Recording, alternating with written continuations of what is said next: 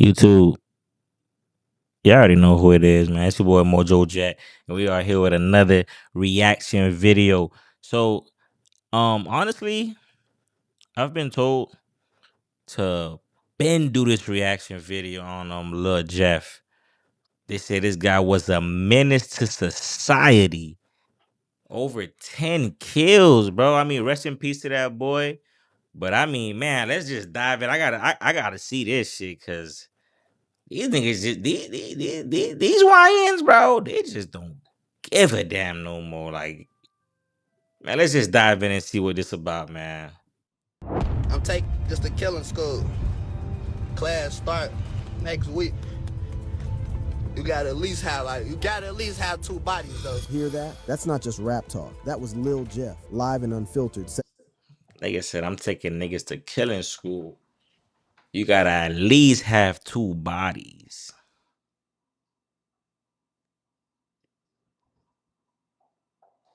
That's see what I'm talking about? These niggas don't give a damn. I don't even be fucking with these little YNs, man. You feel me? They look at me, I look the other way.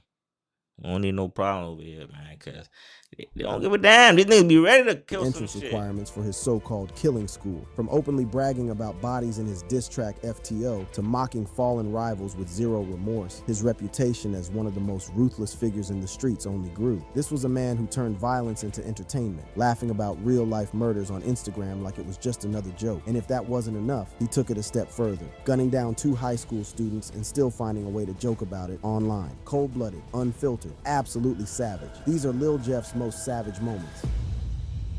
2 high school Lil Gutta in a students? targeted hit. Lil Jeff lived by one rule: strike first and make it brutal. Of all the things he did, this was among the most ruthless. A broad daylight execution, carried out without hesitation. No mask, no fear, just a clear message to the streets. If you cross Lil Jeff, there's no warning, just bullets. This guy was not the type to let things slide. When someone from his side got killed, he made sure there was payback. And on May 13th, 2021, he did exactly that. It was a regular afternoon near East 79th Street in Chicago. The streets were busy. Cars rolled by, people stood around talking, and Had to be Chicago. I ain't even surprised, bro.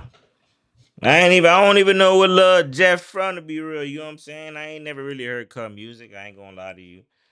But the way he looked, dressed, all that extra shit, that Chicago, he just got that Chicago look, bro. You know what I'm saying? So I ain't even surprised. cops had customers going in and out. Nobody knew that a killing was about to happen. Lil Jeff had been watching Lil Gutta, real name Ronnie L. Sistrunk Jr., for a while. Gutta was moving like he had no enemies, walking through the city without a care. But his name had already been linked to Cruz's murder a month earlier, and that was a serious problem. Whether Gutta had actually been involved didn't matter. What mattered was that Jeff believed he was. Jeff waited for the right moment. He wasn't the type to rush things. Gutta had just come out of a store, checking his phone, completely unaware of what was coming. Jeff moved in quickly. No words, no warnings. Bang! The first shot hit Gutta in the chest. His body jerked, and his phone fell from his hand. Before he could react, another shot, then another. Each one meant to make sure he wasn't getting back up. People screamed, some ducked, others ran. Jeff didn't stick around. He walked off, blending into the crowd like nothing had happened. By the time police arrived, Gutta was already dead. Witnesses had seen what happened, but no one was willing to talk. The streets knew who was responsible, but no one wanted to be next.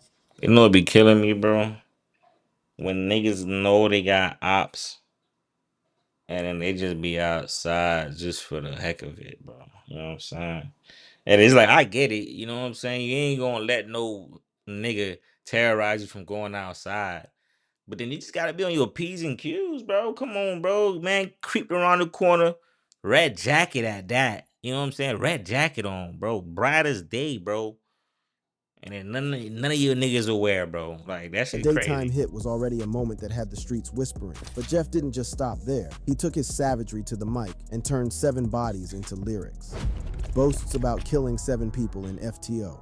The drill scene had always been filled with bold lyrics and street talk, but in March 2024, a song dropped that had people questioning whether the words were just music or real confessions. The track was called FTO, and as soon as it hit the streets, it became one of the most talked about songs that year. Lil Jeff and Vert had been teasing the release for weeks. When it finally dropped, the energy was violent, raw, and reckless. The lyrics had no filter. Jeff rapped about taking 7 lives, bragging like it was just another achievement. The way he delivered it was too specific, too detailed, making people wonder if he had really done on everything he claimed. But one part of the song stood out more than anything else. Jeff called out Leal by name, mocking his death with the line, "Leal dumb in a pack, we smoking." It wasn't just a disrespectful line. And that's that shit that be killing me too. Them niggas go out there, do the drilling, do the killing, and then go rap about it, bro. Like, I just never understood that shit, bro. It's like you bluntly just snitching on yourself, bro. Like, you know what I'm saying? A nigga go shoot a nigga and just, oh, I'm gonna hit the studio, fam. Feel me? We finna go rap about that shit. Fam, what? Like, come on. And then wanna be in court trying to justify yourself, but these niggas got that shit right there recording. It was a direct celebration of someone's murder. That was not the only part She that got crazy. people talking. Another verse mentioned how his old friends, whom he used to be cool with, have now become his ops. He also mentioned how his crew had shot so much on Rhodes Avenue that their enemies had to shut down their drug spots. If true, this meant his side had not just taken lives, but also taken over entire trap operations, forcing their rivals to leave the area. The song spread fast. It was played in cars, blasted at parties, and debated in drill forums. People argued about whether Jeff's claims were exaggerated or if he had really dropped 7 bodies. No matter what the truth was, one thing was clear. Jeff had no fear of what he said or who heard it. His reputation for self-snitching was already growing, but FTO took it to another level. Now, was Jeff exaggerating his numbers, or was he really keeping score? That question didn't last long, because his next moment made it clear that when Jeff rapped about murder, it wasn't fiction. Gets revenge for Z-Money by killing Lil Pooh. Lil Jeff had been waiting for the right time, and when the moment came, he made sure it was merciless. Z-Money's death had left a wound that only blood could close, and in March 2023, Jeff set his sights on Lil Pooh. Pooh, real name Pierre Boozer Jr., had been moving around. Like nothing had changed. He still Pierre Bouzer.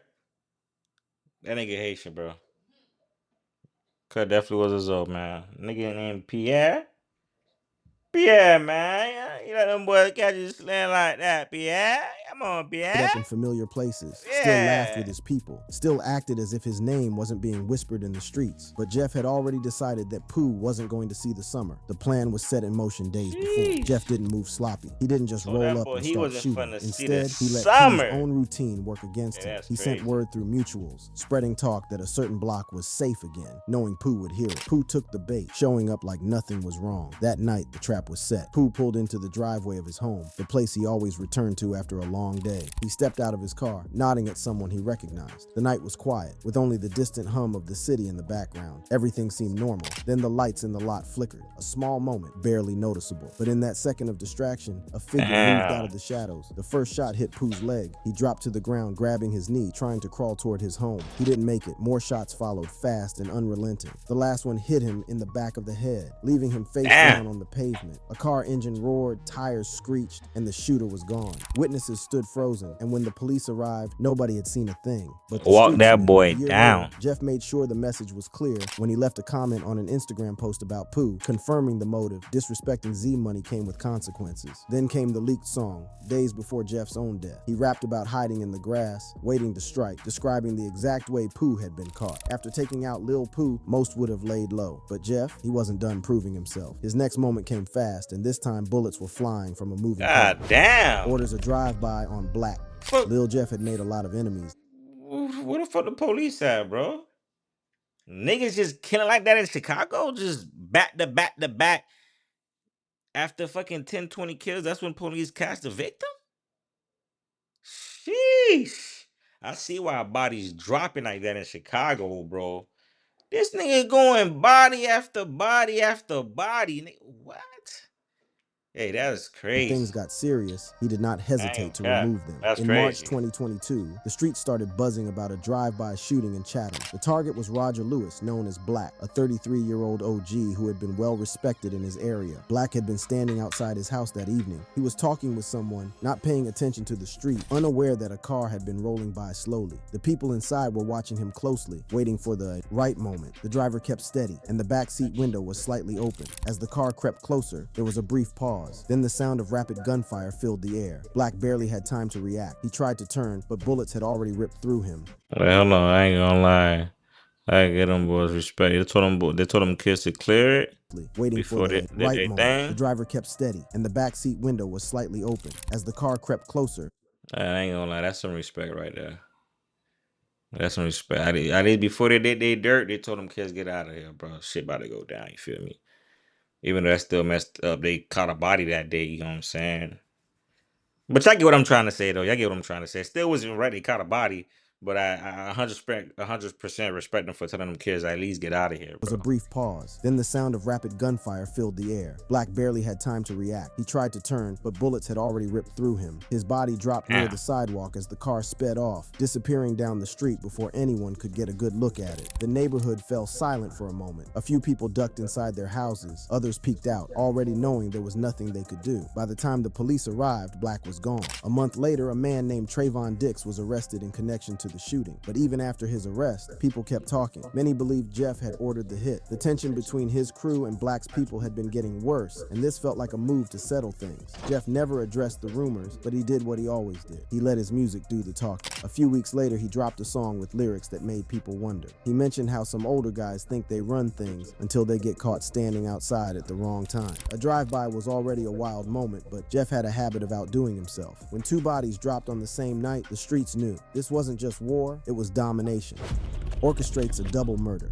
Lil Jeff had been involved in a lot of street violence, but November 1st, 2023 stood out as one of his most ruthless moments. Two people lost their lives that night in what many believed was a planned execution. The targets were Donardo Buford, known as Lil Deuce, and Desiree McGee, known as D Money. The two friends had been sitting in a parked car on South Dorchester Avenue, probably thinking it was just another night. They might have been talking, scrolling through their phones, or just passing time. They had no idea they were being watched. A black SUV had been circling the area. It passed by once, then again, moving slowly. No one inside the car made any sudden moves. They were waiting for the right moment. Then it happened. The SUV stopped a few feet away. The doors swung open, and before anyone could react, gunmen stepped out and opened fire. Glass shattered. Bullets ripped through metal and flesh. Little Deuce and D Money never had a chance to escape. The attack was over in seconds, but the damage was done. By the time the shooters got back into the SUV and sped off, Niggas both out here victims were killing critically wounded. couples, They were dog. rushed to the University of Chicago Medical Center, but it was too Nigga, late. Neither menace, of them bruh. survived. The police arrived Nigga out quickly, here finding killing multiple couples, shell fam. casings scattered around the scene. But as always, no one was willing to talk. The case remained open, and no charges were ever filed against Jeff. Still, the streets had their own way of confirming things. In March 2024, Jeff posted a cryptic Instagram story. It was simple, just a few emojis, but people knew what it meant. The message seemed to be a list of names, and one of them was clearly linked to D Money's murder. So You'd think after you a telling double me murder, police Jeff would not wanna keep watching this quiet, man's but no, social his next media? moment was in the studio, rapping about his victims with details only the Nah. killer- You telling me police is not following this nigga's social media, fam? I'm starting to think Chicago police be a part of that shit. For real. At this point, I like, bro, what? Bro, this man is catching bodies after bodies after bodies, bro. And you mean to tell me, bro, this man hasn't been caught yet, bro? They must not have no surveillance cameras in Chicago, bro. At all. No. They must not, Admits bro. to murder in his song.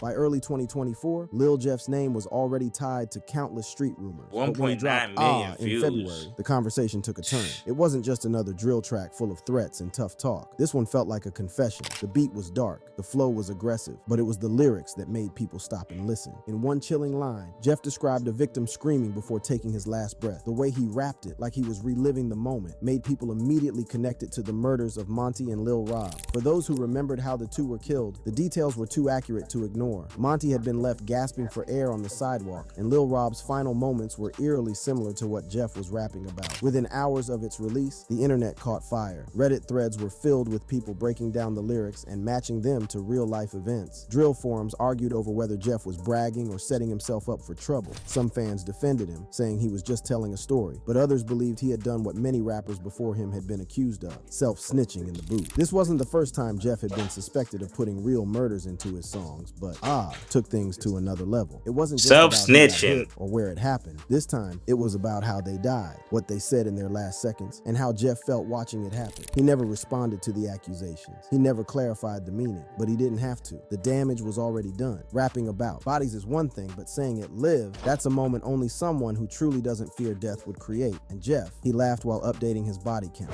Updates his body count to 10 on Instagram Live.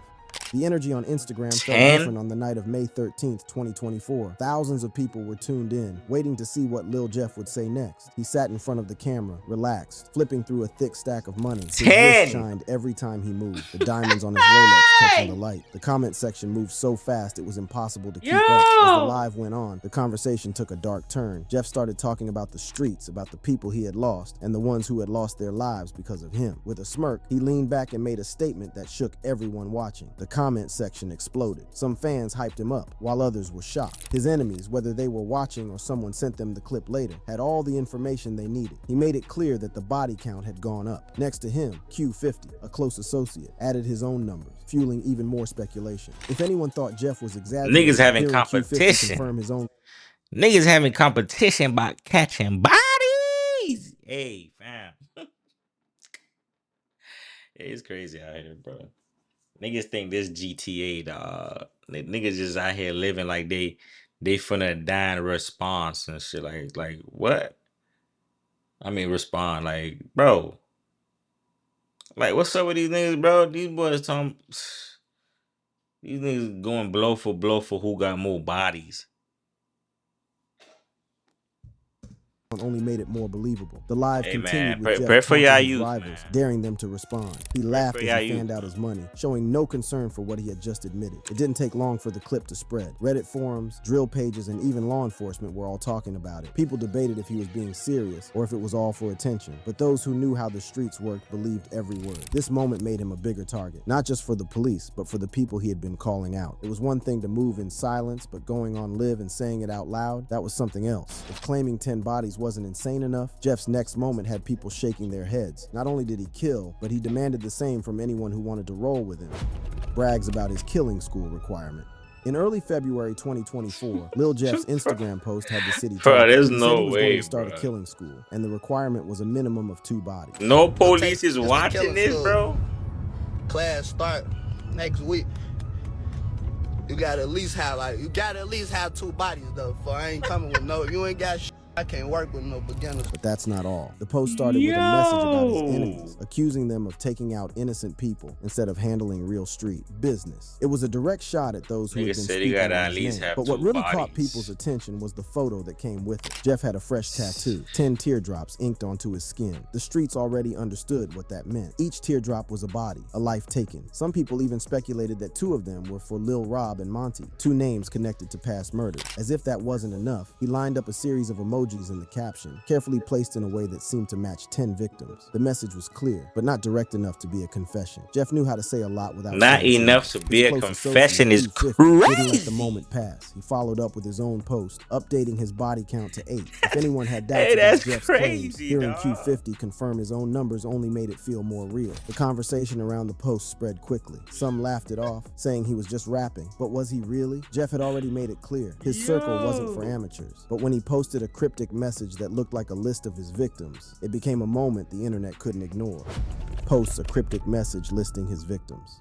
Lil Jeff was known for stirring controversy, but in April 2024, he took things to another level. Instead of making a direct statement, he dropped a post that had the whole city talking. The post contained lyrics from an unreleased King Von song, but what really caught people's attention was what came after. Below the lyrics, Jeff added 10 emojis. At first, it looked random, but the streets quickly started putting the pieces together. One emoji stood out more than the rest, a woman's hat. It did not take long for fans to link it to D-Money, a known name in street circles. People believed it was a coded reference to his female nickname, a slick way of saying he was responsible for the murder without actually saying it. The conversation spread fast. Was this a body count? Was he listing his victims? Some thought it was a way to taunt his enemies. Others called it another case of self-snitching, something Jeff had already been accused of multiple times. Despite the backlash, Jeff refused to take the post down. He never explained its meaning, never corrected the speculation. Instead, he let people argue and debate, watching as his name spread even further. Nobody knew if the emojis really represented lives lost, but one thing was clear. Jeff wanted people to keep guessing, and he made sure they never stopped talking. Some killers leave evidence behind by accident. Jeff, he turned it into a moment. Flaunting stolen watches and bloodied hands, he wasn't just sending a message, he was mocking the dead.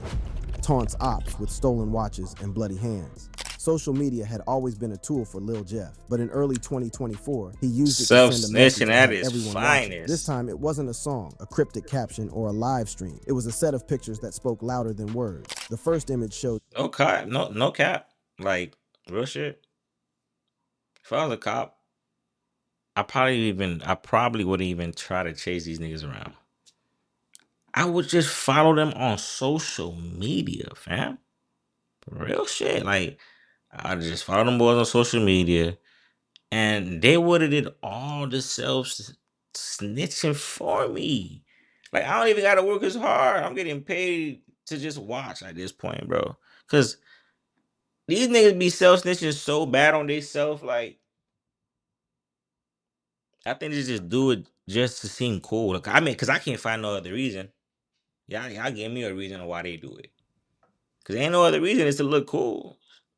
Expensive watches, both sitting on his You wrist. tell The me. brands were easy to recognize, the kind of jewelry that only a few people in the city could afford. But it wasn't about the price, it was about who they belonged to. Word spread fast that they had been stolen from 6,300 Breado, a known rival. Jeff didn't just take them, he posted them for the world to see, making sure Breado and his people felt the disrespect. The second image was even worse. His hands were covered in blood. Nobody needed an explanation. The meaning was clear. He was claiming to have done something violent, something that took him to a different level in the streets. Whether it was a real confession or just a way to boost his image, the message was the same. He wanted his enemies to know he wasn't done. People immediately connected this to something deeper. Months earlier, Jeff had been robbed by BKN members, an incident that had been laughed about on social media. Some saw this as his way of getting revenge, letting them know he had taken something back. The pictures fueled the fire between him and his rivals, making it clear that the situation was far from over. It wasn't just about the stolen watches, it was about power, and Jeff wanted everyone to know he was still in control. If there was ever a moment that showed Jeff was living without limits, it was this. Sniffing perks on camera, slurring words, laughing about murder. He wasn't hiding anything anymore.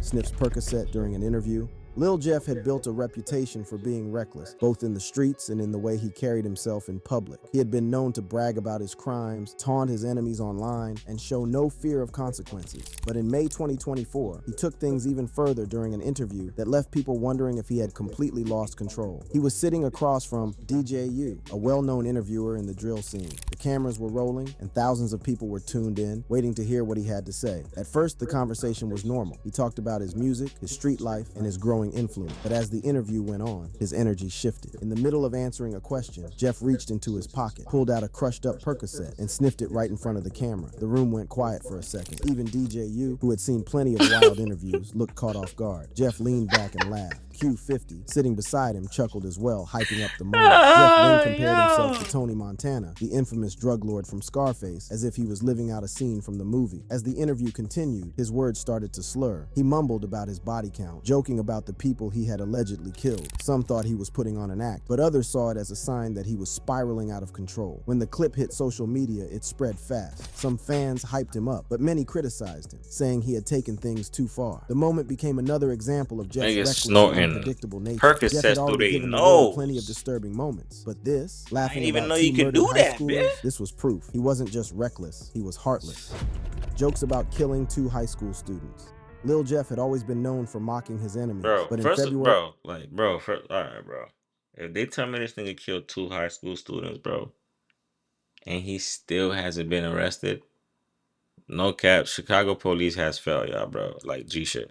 2024, he crossed a line that even his own fans found disturbing. 2 teenagers had been shot and killed near Washington in the loot, and while their families mourned, Jeff used the moment to entertain himself. The victims, 17-year-old Monterio Williams and 16-year-old Robert Boston, were still being talked about on the news when Jeff made his post. It was a simple picture, but the message behind it was dark. He was sitting back holding up 2 blunts, smoke curling around his face. The caption was vague, but people didn't need an explanation. They already knew what he was referring to, and the timing of the post made it even more obvious. Within minutes, his comment section exploded. Some laughed, understanding what he was implying. Others were disgusted, calling him out for being heartless. The post started circulating on drill pages and Twitter, with people debating if it was a coincidence or if he was claiming responsibility for the killings. Some people even compared it to past incidents where rappers had hinted at real-life crimes through their social media posts. Jeff saw the backlash but didn't care. Instead of deleting the post, he kept making reckless statements, making it clear he was not worried about what anyone thought. He had been accused of self-snitching before. God, at but this this time point, it felt different. The way he casually hey, joked about two hey, somebody teenagers got to take losing this their nigga lives out, made it bro. seem like he had no limits. The Fuck it, families of I the don't victims care, bro. spoke Fuck out, it, expressing their like pain and anger. Community leaders called for action, somebody got to take saying this this was nigga out. proof of how drill culture was getting out This of control. But diabolical. Jeff continued posting, refusing to show any remorse. Whether he was truly involved or not, the damage was done. The post became one of the most disturbing moments of his career, adding to the long list of reasons why people saw him as one of the most reckless figures in the drill scene.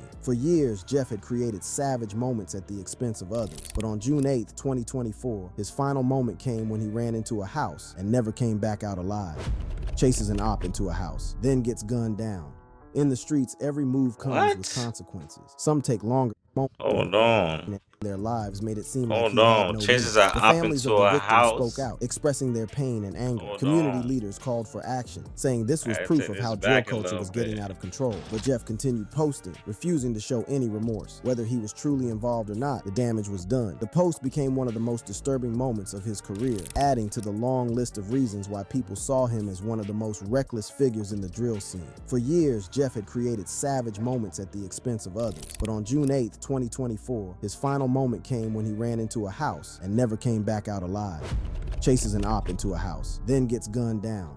In the streets, every move comes with consequences. Some take longer to arrive, but they always do. For Lil Jeff, June 8th, 2024 was the day everything caught up with him. It was a moment that would mark the violent end of a name that had caused fear and chaos for years. It happened on South Rhodes Avenue, a place that had seen its fair share of shootouts, but nothing like this. Witnesses saw Jeff chasing an enemy, moving fast, determined, and focused on only one thing. The man he was after sprinted toward a house, grabbed the door, and disappeared inside. Most people would have hesitated, but Jeff didn't stop. He followed without thinking, stepping through the doorway, convinced he had the upper hand. The moment he entered, gunfire erupted. The house was not a place of safety for his enemy. It was a trap. The people inside had been waiting, and Jeff had walked straight into their setup. Shots came from different angles. 19 bullets tore into Jeff's body before he even had the chance to fire back. His crew, who had been right behind him, immediately returned fire, turning the quiet street into a war zone. By the time the shooting stopped, the damage was beyond repair. 58 shell casings were scattered across the scene. The walls were turned apart by God. bullets, and the floor was covered in blood. Jeff's crew saw him lying there, barely clinging to life. They had a choice: stay and fight or leave. They chose to run. By the time the police arrived, See, and that be the grimy shit by being in these streets, bro. Feel, and I get it. You know, there's a rule out here too. You know what I'm saying? That's just what comes with it. You know what I'm saying? But it's just like, damn, you did all that drilling, all that killing, and then when your time finally came, your boys out of there, bro, because they know what's gonna come with it. But it's just like, hey, man, you did your thing. We out. But damn, that nigga recovered. Man, that nigga chase. See, that's what happened when he get too cocky, bro. You know what I'm saying? He got ahead of himself, the house was fam. empty. The ones who had set the trap had He got disappeared. ahead of Lil Jeff was himself. gone too. His story ended the same way he had lived, surrounded by gunfire, with no second chances. Thank you for watching. If you He got ahead of himself. You know what I'm saying? Got too cocky. You know what I'm saying? You run in an op house. Come on, bro. That right there should have had you thinking like, damn, is this just gonna be him in there, or his boys gonna be in there too? You know, that should have went through your head, but so much adrenaline going through his head, he thinking he him. He thinking he him, but 19 shots through that boy body. God. Hey man, if y'all want more of these reaction videos, keep sending them to me. Comment on the comment section. Like, subscribe. It's your boy MojoJet, and we out. Brrr.